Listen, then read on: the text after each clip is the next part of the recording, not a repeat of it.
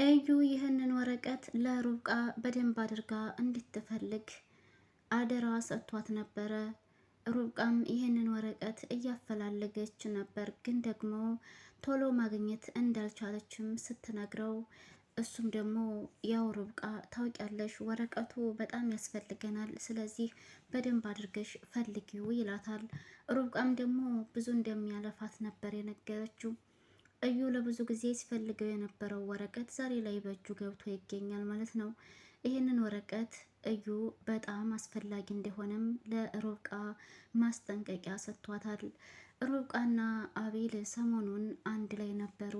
እናም ጥሩ ጊዜ እንዳሳለፉ ሲዝናኑ እንደነበር ለእዩ ትነግረዋለች። እዩም ደግሞ በጣም ደስ ይላል፣ እኔ አብሬያችሁ ሳልሄድ ቀረሁኝ ወይም ደግሞ ሌላ ጊዜ አብረን እንሄዳለን እያለም ይላታል። ሩብቃም አዎ በጣም ደስ የሚል ጊዜ አሳልፈን የመጣ ነው፣ ችግር የለውም ካንተ ጋር ደግሞ አንድ ቀን እንሄዳለን ስትለው እሱም ደግሞ በዚህ ነገር ይስማማል። ግን ሩብቃ አሁን ላይ በጣም እያሳሰባትና እያስጨነቃት ያለው ነገር የማሚ መቀየርና እንደዚህ መሆን ነው። ይህንንም ለእዩ ትነግረዋለች። እዩ ግን ከምንም አልቆጠረውም። ተያት እባክሽን እሷ እኮ በአንቺ ላይ ብቻ ሳይሆን የተቀየረችው በእኔም ላይ ተቀይራብኛለች። አሁን አንቺ ማሰብና መጨነቅ ያለብሽ ነገር ቢኖር ስለ ራስሽና ስለ ልጅሽ ብቻ መሆን አለበት እያለም ሲላት፣ ሩብቃ ግን ውይ እዩ በጣም ከባድ ነው፣ በጣም ነው የሚያስጨንቀው። የማሚ ነገር ግራ እያጋባኝ ነው። እንዴት አድርጌ ለምን እንዴት ተቀየረች ማወቅ ብችል እፈልጋለሁ፣ ግን ደግሞ በምን መንገድ በምን አይነት መልኩ ነው እኔ ላይ እንደዚህ የተቀየረችብኝ፣ እንዴት አድርጌ ልረዳ እያለችም ስትጠይቀው እሱ ግን ተያት እሷን ከማለት ውጭ ምንም አይነት ነገር እየመለሰላት አልነበረም። ቀስ በቀስ ማሚ ትስተካከላለች እያለም እንግዲህ አይዞሽ እያላት ነው።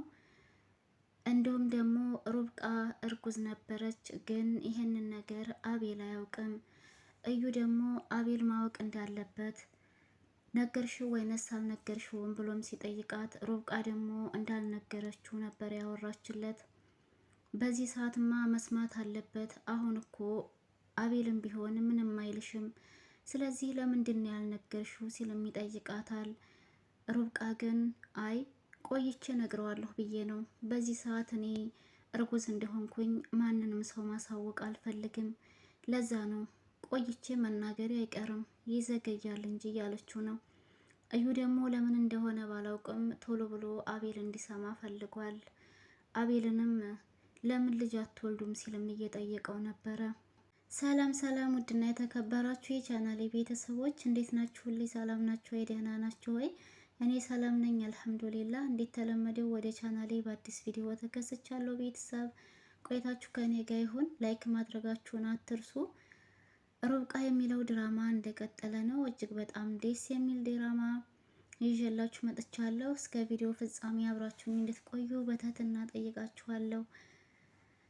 ሩብቃ እንግዲህ ማሚ ስለተቀያየረችባት በጣም እየተጨነቀችና እያሰበች እንደሆነ ለእዩ ትነግረዋለች። እዩም ደግሞ ማሚን ዝም ባያት፣ አሁን አንቺ ስለ ራስሽ ብቻ ነው መጨነቅ ያለብሽ፣ እሷ አንድ ቀን መስተካከሏ አይቀርም እያላት ነው።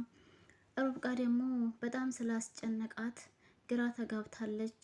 በጣም እኮ ነው የሚጨንቀው እዩ፣ አንተ በእኔ ቦታ ብትሆንስ እያለች ስትጠይቀው እሱም ደግሞ በአንቺ ላይ ብቻ ሳይሆን በእኔም ላይ ነው ማሚ ተቀየረችው፣ ስለዚህ በቃ ተያት፣ አሁን ይልቅንስ አንቺ እንዳረገሽ ለአቤል ነግረሽዋል ወይንስ አልነገርሽውም የሚል ጥያቄን ሲጠይቃት ሩብቃ ደግሞ ፈርታ እንዳልነገረችው ነው የመለሰችለት። የሩብቃ መልስ አቤል በዚህ ሰዓት ምንም አይልሽም እርጉዝ እንደሆንሽ ንገሪው ብሎ ሲላት እዩ እሷ ደግሞ ምንም እንደማይለኝ አውቃለሁ፣ ግን ደግሞ አሁን ያለበት ሁኔታ ትክክል ስላልሆነ መጨነቅ እንዲጨነቅም ሆነ እኔም ደግሞ ማስጨነቅ ስለማልፈልግ ነው እና በዚህ ሁኔታ ሆኖ መጨነቅ የለበትም፣ ቀስ ብዬ ነግረዋለሁኝ ስትልም መልሷን ለእዩ መልሳለች። እዩም እንግዲህ ሩብቃ ስላረገዘችውም ልጅ አንዳንድ ነገር እየጠያየቃት ነው። ሴት ናት ወንድ ነው እያለም ሲጠይቃት ነበረ። ይህንን ሁሉ ወሬ ሲያወሩ ደግሞ አዙ ከበር ላይ ሆና እያዳመጠቻቸው ነበር። አዙም ተንኮል እየተማረች ነው መሰለኝ ከእነሱ ጋር የሚወራውን ወሬ እየሰማች ለማሚም ታቀብላለች፣ እንዲሁም ለጓደኛዋ ታወራታለች ማለት ነው። ለዛ ይመስለኛል እዩም እንግዲህ ባክሽን አታካብጂ፣ በቃ ንገሪው፣ ለምንድን ነው እንደዚህ የምትሆኘው እያላትም ነበረ። ያው ሩብቃ አይ አሁን አልነግረውም ቀስ ብዬ ነው የምነግረው የሚል መልስ ነው እየመለሰችለት ያለችው። በቃ በዚህ ሰዓት እሷ እርጉዝ እንደሆነች ማሳወቅ ስላልፈለገች ይመስለኛል። እዩ ደግሞ ይህንን ነገር እውነት ደስተኛ ሆኖበት ሳይሆን የሆነ በቃ ተንኮል ያሰበ ይመስለኛል እንጂ እውነት ወንድሙ አሁን ቶሎ እርጉዝ እንደሆነች መስማቱ አለመስማቱ አስጨንቆት አይመስልም። ትክክለኛ ደስተኛ ሆኖም አይመስለኝም። ንገሪው እያለ እሷን የሚጨቀጭቃት የሆነ ነገር እንዲፈጠር እየፈለገ ነው የሚመስለው እዩ ማለት ነው። ርብቃም ደግሞ ስለ ልጁ ጾታ ሲጠይቃት ዋናው ነገር ፈጣሪ ደህና ልጅ ስጠኝ፣ ምንም ይሁን ምንም ችግር የለውም፣ ደግሞ ወንድ ይሁን ሴት ትሁን የማውቀው ነገር የለኝም ስትል መልሳለታለች። እዩም ደግሞ እሺ በቃ እንደዛ ከሆነ እንግዲህ ያው ስራችን አንድ ስለሆነ ሚስጥራችንን እንደባበቃለን፣ አደራ የሰጠውሽን ነገር ደግሞ አስቢበት አደራሽን እሺ ሲልም ለሩብቃ መልእክቱን ያስተላልፋል። ሩብቃም ደግሞ ችግር የለውም እዩ እሺ እጠነቀቃለሁኝ አደራህንም እወጣለሁ እያለች ነው። ከዛ በኋላም ከሩብቃ ጋር ያለውን ቆይታውን ከጨረሰ በኋላ እሺ በይ ደህና ሁኚ በርቺ ይልና ከመኝታ ክላሷ ውስጥ ይወጣል። አቤልና ማሚም እንግዲህ ተኮራርፈው ነው ያሉት። ሳሎን ላይ ቁጭ ባሉበት አጋጣሚ እዩ ከሩብቃ ጋር የነበረውን ቆይታ ጨርሶ ወደ እነሱ ጋር መጥቶ ይቀላቀላቸዋል። ሳሎኑ በዝምታ ተውጧል። ማንም የሚያወራ ሰው አልነበረም። እዩም መጣና አጠገባቸው ቁጭ ካለ በኋላ ምን ሆናችሁ ነው ዝም የተባባላችሁት ሲልም ይጠይቃቸዋል። ማሚም አንተ አውራለን እኛ እንሰማሃለን ትለዋለች። እዩም እንዴ እኔ በጣም ነው የጨነቀኝ፣ ለምንድን ነው ዝም የምትባባሉት ሲልም ማን ነው አንተ ነህ የሚጨንቅ? አሁን አንተ ጭንቀትን ታውቃለህ እንዴ እያለች ማሚ ሙር ትይዝበታለች። የዚህ ጊዜ እዩ እንዴ ማሚ እኔ ሰው አይደለሁም እንዴ ለምንድን ነው የማይጨንቀኝ ሲልም ሲጠይቃት ማሚም እኔ እንደሷ አላልኩም ያው እዩም አይ በቃ እንደ ብለሽዋል፣ ግን ደግሞ ማሚ ችግር የለውም በቃ የሚል መልስ ሲመልስላት ማሚም ከአጠገባቸው ተነስታ በሉ እስኪ እናንተ የምታወሩት ነገር ካላችሁ ማውራት ትችላላችሁ፣ እኔም ወደ መኝታ ክላሴ ልሄድ ትልና ተነስታ ከአጠገባቸው ትሄድላቸዋለች። ከዛ በኋላ እዩና አቤል ወሬያቸውን ይቀጥላሉ። እሷ ካጠገባቸው ተነስታ ከሄደችም በኋላ አቤል በጣም ጨንቆት ስለነበረ የማሚ መቀየር እንዲሁም ዝምታዋ ያስፈራ ስለነበረ እዩ ግን ማሚ ስለ እኔ እያለችህ ነገር አለ ወይ ሲልም ይጠይቀዋል። እዩ ደግሞ ስለ አንተ ስለምንድን ነው የምታወራኝ ሲል ነበር የመለሰለት። አይ በቃ ማሚ በእኔ ላይ ለምን እንዴት ተቀየረች ነው? ምን ሆና ነው ግን እንደዚህ እየሆነችብኝ ያለችው?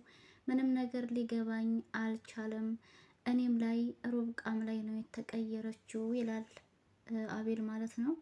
እዩም እንግዲህ የማሚን ጸባይ ለምን እንዴት ተቀየረች ጠንቅቆ ያውቃል። ግን ደግሞ የእሷን ሚስጥር መደበቅ ስላለበት ለአቤል እናንተ ላይ ብቻ አይደለም የተቀየረችው እኔም ላይ ነው የተቀየረችው። ስለዚህ በዚህ ሁኔታ ላይ ሆና ደግሞ ማሚ ለምንድን ነው እንደዚህ የሆነችው ብሎ አይጠየቅም ሲልም ነው የመለሰለት። አቤልም ደግሞ ቆይ እዩ ማሚ አንተ ላይ ደግሞ ምን ብላ ነው የተቀየረችው? ምን ልሁን እያለች ነው ሲልም ነበር የጠየቀው እሱም በድጋሚ።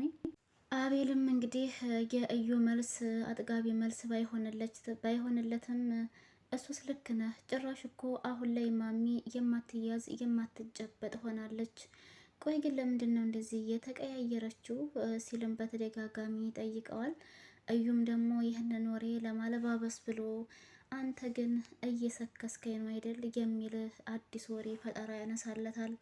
አቤላም ደግሞ ግራ ስለተጋባ እንደዩ ቆይ ምን ዋሸሁና ነው ደግሞ እንደዚህ የምትለኝ ሲልም ይጠይቀዋል።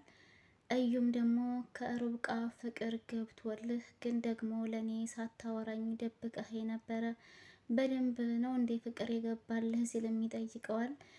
አቤልም ደግሞ ድንገት ሳያስበው ፍቅር እንደያዘው ነበረ እየነገረው ማለት ነው። ከዛ ቀጣዩን እንግዲህ ለምንድነው ልጅስ የማትወልዱት ታዲያ ልጅ በልጅነት ነው ይባላል እያለ ምክር ቢጤ ጣል ያደርግበታል እዩ። ውድና የተከበራችሁ የቻናሌ ቤተሰቦች በቀጣይ ክፍል ይዤላችሁ የሚመጣ ይሆናል። ለዛሬ እዚህ ድረስ ይበቃናል። ከተመቻችሁ ላይክ፣ ሼር፣ ሰብስክራይብ ማድረጋችሁን አትርሱ። ሀሳብ አስተያየት ካላችሁ ኮሜንት ላይ አስቀምጡልኝ።